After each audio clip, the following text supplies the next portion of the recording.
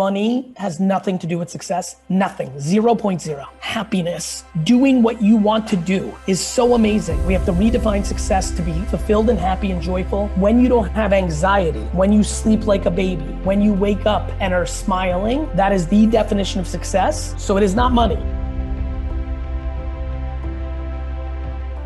GaryVee, you don't need any introduction. So welcome to the podcast. Thank you, my friend. So what would you recommend someone that hates school and that wants to go all in what they truly love? First things first, I think this is important because I want everybody to hear this. I don't think that it's that we're meant for something bigger, because I don't think entrepreneurship or creativity per se is so much bigger than someone who enjoys the process of learning information, whether it's history or learning how to apply science or law. And I think that's important because I think that makes the world, I don't want it to be us versus them. I think there's too much of that in the world. So I don't think it's bigger, but I do, to your point, and I've been very loud about this for many years, do believe that it's different, that the school system by nature is built in a specific track. Just like entrepreneurship is not for everybody. If the world was flipped upside down and from 6 to 18, we were all taught selling and buying and trading and marketing, there would be a lot of people that wasn't meant for. And they would say school is not for them. And I would have said school is for me. So this is one enormous game of self-love. First, you have to love yourself. So if you're not getting results, your teachers, your parents, the system, you have to be able to love yourself even if you're not getting results. 2, self-awareness. Who are you? Who are you? Are you creative? Are you patient? Are you insecure? Are you confident? Are you antsy? Are you passionate about music? Who actually are you? Once you understand that, you have to understand that it takes a long time for things to happen. Even you were saying before we started this podcast, you've had an incredible 2 months. You've applied things that I've put out. It's like me saying, eat healthy and exercise, but you did it. I say it to everybody. And so, yes, those things happen quickly, but what you'll learn is just because you got to 1 million on TikTok followers, it doesn't mean what you thought it meant a year ago, right? It seems like it does, but it doesn't. And that's what I know. Today, I'm in a very incredible place in my life, yet I never put expectations on what it meant to have people know who I am or to have money in the bank and things of that nature, because I always loved my process. I'm pretty much the same person I was 25 years ago. And that's what I would say to everybody, which is whatever you are, whether you're a scholar and you want to be in academia your whole life, or if you're a street kid and you love selling and grinding and creating and working, if you can just fall in love with it, the way people love playing tennis or golf or skiing or going on vacation or watching a great movie or eating a great meal. Everything I just said, FLB, everything I just said is the way I feel about work. I look forward to it. It's my hobby.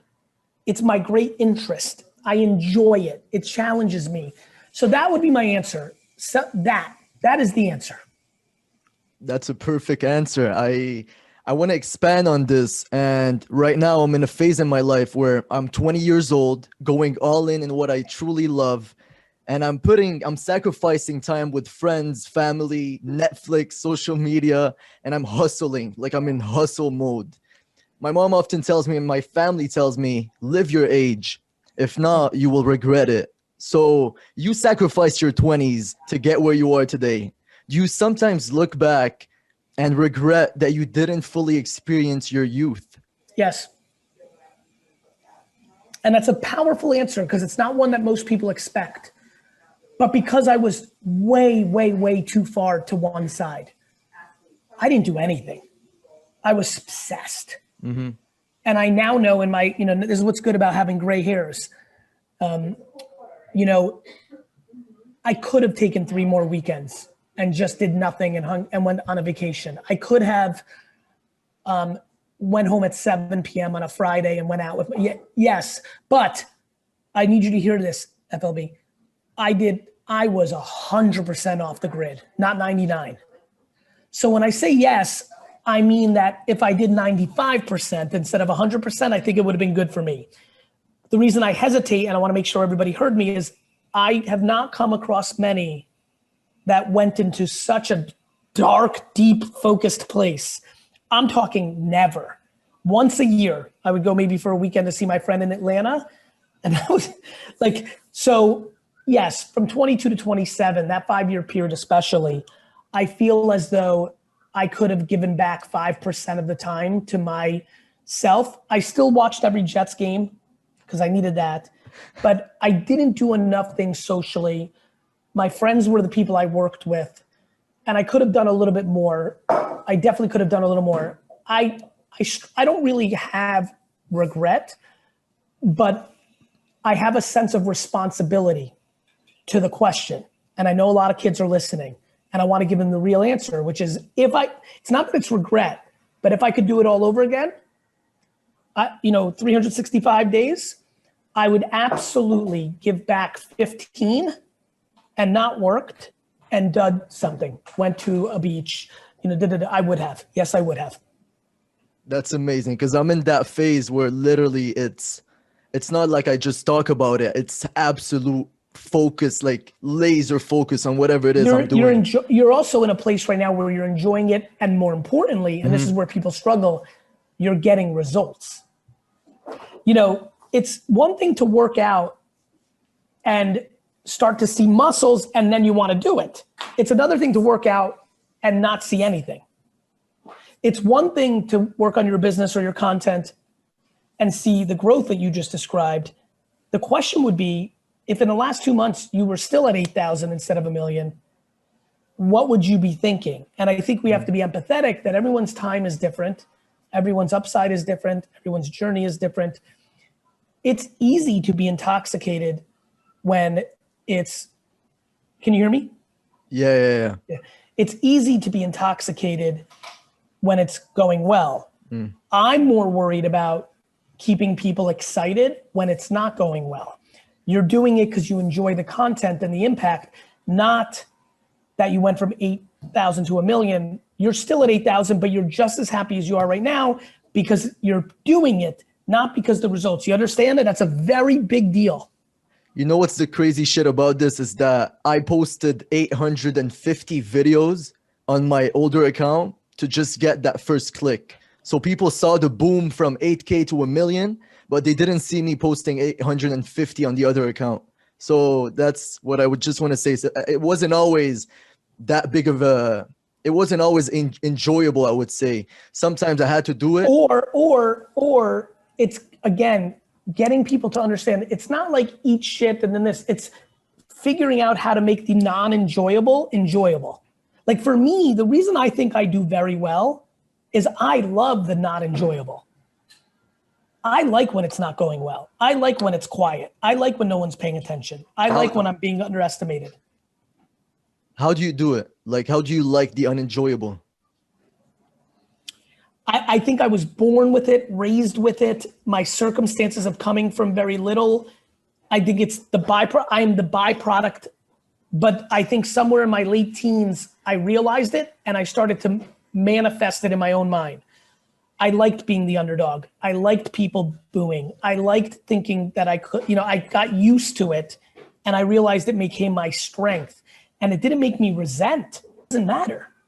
Whether people say you're beautiful or that you're gonna make it, or that you're the best, or they say you're ugly, you're not gonna make it, you're the worst, it actually doesn't matter what people say. What matters is what's gonna happen. All that people doing is predicting.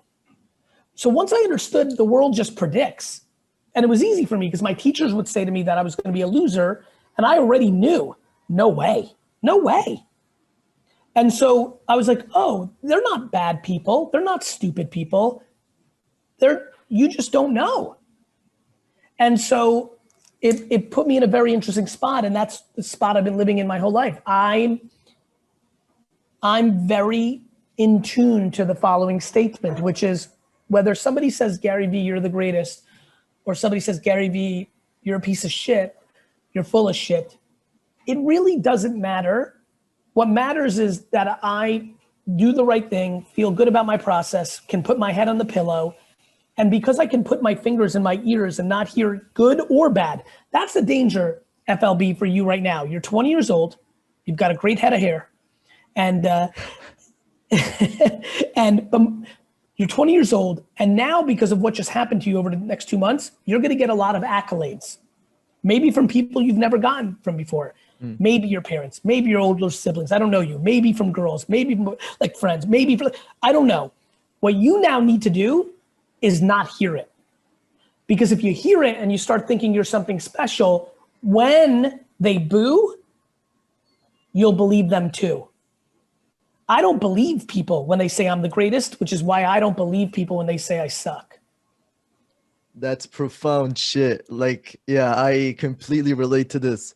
And often parents and society, let's expand this, often tell you and give you advice to play it safe and to have a plan B. Should someone go all in, or should they have something to fall back on? A plan B mentally is a good idea. It's nice to think about, but if your plan B is not making you go all in on your plan A, then it fucked you. So even the relationship with plan A and plan B matters. Parents are mainly driven by fear. Humans are mainly driven by fear. Of course, they're going to tell you to do what's safe. They love you. They don't want you to fail. Parents don't want their kids to fail for two reasons. They love their kids and it's innate in parents. Two, and this is much more unfortunate, and you see this in a lot of cultures, they don't want their kids to fail because they worry about what their friends are going to think about their kids. And that's what pisses me off about parents. Love your child, not your friend's opinion of your child. 100%. I have a really good question. You've talked to some of the most successful people in this world. Tony Robbins, Mark Zuckerberg, Dwayne "The Rock" Johnson. What is the biggest common denominator between all of the most successful? Conviction and patience. That's it. I think the people that I meet, even like a young Rachel Tipograph, who I'm on the board of, she has a company called Micmac. Arlen Hamilton, like people that you meet that have conviction and were able to not burn out because they had patience. Too many people burn out because they want to look successful instead of being successful. What's the recipe for success for people listening to this? To realize that money has nothing to do with success, nothing, 0.0. That we have to redefine success to be fulfilled and happy and joyful, human. That when you don't have anxiety, when you sleep like a baby, when you wake up and are smiling, that is the definition of success. And the amount of people that don't have money and do have money that do the opposite is very high. So it is not money. There are people that, it is the actual thing I just said. That is success, happiness. Doing what you want to do is so amazing. And once the world understands that, then it's going to get good. 100%. Let's finish off with the last question. I know you're very busy. So lemonade stands, baseball cards, wine. You were a born and bred entrepreneur. Very young, you knew what your passion was. Yes. How can anyone discover their passion? They have to taste things. You have to try things. You have to ski. You have to draw. You have to cook. You have to start a company. You have to do a lot of things that are different things, new things. You have to go to your cousin who rides a bike and try that, a motorcycle. You have to try things you don't know. Try things. 100%. Gary, thank you, I don't brother. want to take too much of your time. It was a pleasure talking to you. And so this is the end of this episode with Gary. Before I go through the recap, I want you guys to be part of the exclusive community. Even if you can't contribute in a small or big way through Patreon, I want you to be a part of it, to be able to engage with the next guests. I put so much time and effort into this. It's my passion. I love it. And if you guys can help in a small or big way, that would be appreciated. If not, I still want you to be part of the exclusive group on Discord. So make sure to send me a DM, and I will add you to it, because I want you to ask questions to the next guests, which are really, really cool and big guests. So yeah, I hope you enjoyed this episode. Let me go through the recap. So we talked about the school system vs entrepreneurship, and Gary proposes a lot of self-awareness, which means realizing what are your strengths, your talents, your desires, right? You might want to go through a conventional path. This is what you want. You want to learn that way, and that's totally normal. And that's one thing I didn't understand. What I realized about myself through that interview was I was arrogant. I wasn't humble enough, and I thought I knew it all. And I was wrong. If you feel like you have a tendency, a pull towards entrepreneurship, then that's for you. Then it becomes, everyone has their own path, their own wants. There's nothing wrong. That's number one. Number two, I asked him, look, I'm in that zone. I never take breaks and stuff. And I said, do you regret sacrificing your youth? And he said, yes. And at the time, I still remember it's shocking me, because I was trying to predict what he would answer, right? And I never predicted he would say that. So that was really cool.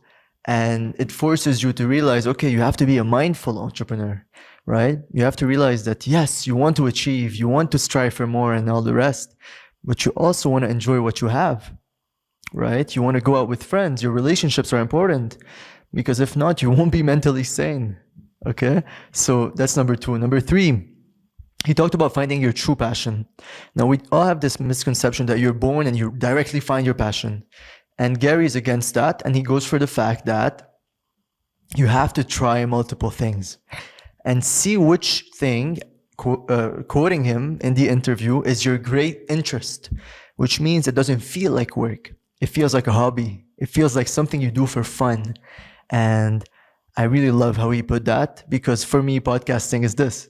It's my great passion, and I love it. So that's number three. Number four, the real sign of success, extremely powerful, right? Because success, true success, is waking up excited to do what you want to do. Like episode number 15, where we talked with Antoine Aid, the neuroscientist who has this expertise that pulls you towards your talents and strengths and dreams. It's important to realize that, right? What excites you? What do you like to do in your free time? Even if you weren't paid, right? This is the first step, is realizing what is that thing, and you have to try. He says you have to go skiing, you have to motorbike, you have to garage sales. You have to do it all and figure out which is the one that really, really excites you. Right? For me, excitement, and I'm gonna say it here. The next guest is Derek Sivers, who is a person that I admire. I got to know him from the Tim Ferriss podcast. Reached out to him. We're having the interview on Monday. We're recording it on Monday, and he says your intuition is guiding you. There's a compass inside of you, right? And it's guiding you towards two directions: what drains you and what excites you. And usually, the one that excites you is leading you towards a fulfilling, meaningful, and genuinely successful life. So not successful in terms of money, but successful in terms of your happiness, your fulfillment, and your excitement every day you wake up. So it's important to stay aware inside of yourself. So yeah, this is pretty much it. This was an episode filmed back in 2021, but I wanted to revisit it to show it to you guys and to reflect on myself. I think I was not humble enough. I was a bit arrogant, which is fine. I talked in a weird way because I didn't know any better. I still cringe looking at that, to be honest. But but yeah, I hope you enjoyed. And again, please DM me if you want to join the exclusive community, even if you can't contribute in a small or big way on Patreon. I want to add you. I want you to be part of it. So yeah, this is pretty much it. And much love. If you enjoyed this episode and you want to binge on more wisdom, click here. And we do fresh episodes every Sunday, so subscribe here.